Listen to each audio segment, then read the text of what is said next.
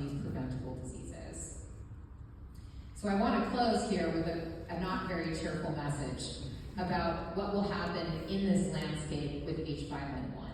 So people have been depleted from the federal government. The federal government no longer has the capacity to respond. It has lost funding, it has lost expertise, it has lost public health leadership, and it will lose access to vaccines. And if we start seeing these cases, these epidemics of preventable diseases spreading through the US, we are going to be very poorly prepared to deal with the next pandemic. Now, H5N1 is everywhere. It's in a lot of animals in the US. It's in dairy cattle, it's in poultry, it's in wild birds, it's in a number of wild animals, and there have been 70 cases in the US.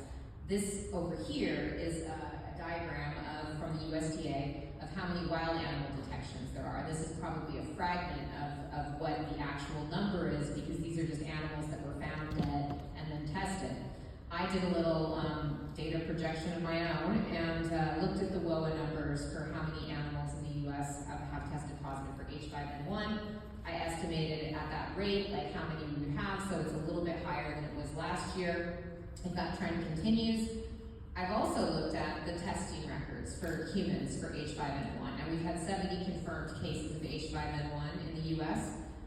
In 2024, I was part of a panel of experts that was briefed by the USDA and the CDC on testing, and these numbers have precipitously declined. So the National Surveillance Testing System is still fairly robust, and it will go back up as flu season happens, because it's just essentially anybody who gets tested for flu. If they come back with flu that's non-subtyped, they will subtype it, and if it's H5, they'll detect it.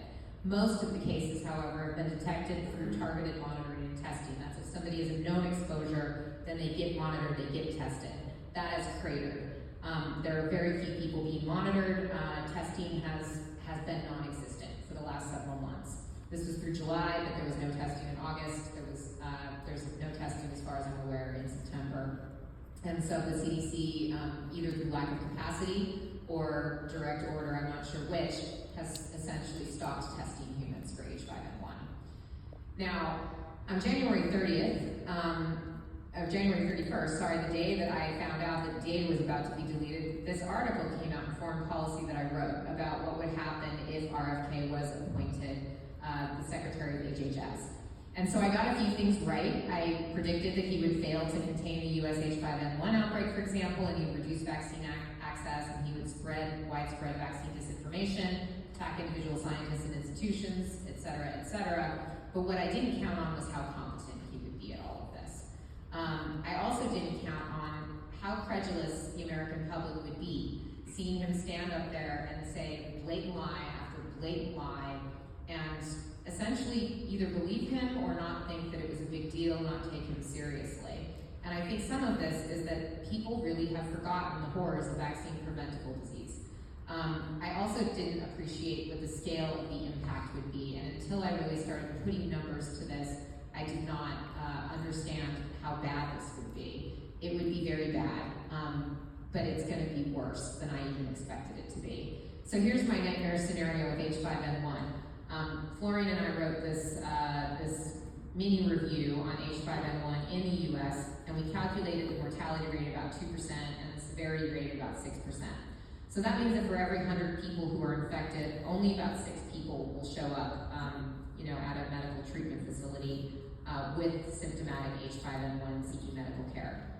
If you have 6 patients coming into a local clinic or hospital, that means that there's 94 other people out there who are infected.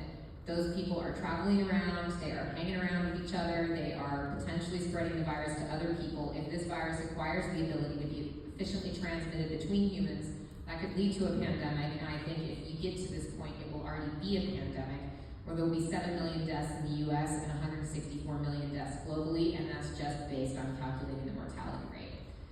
But I think it really could actually be the end of human civilization, and I don't mean to exaggerate when I say that. If this happens against a backdrop of constant emerging epidemics of preventable diseases that we have not dealt with before, our healthcare systems will already be overtaxed, they will rapidly be maxed out. H5N1 infects animals, including really important livestock species, so that will result in food shortages and in some places famines.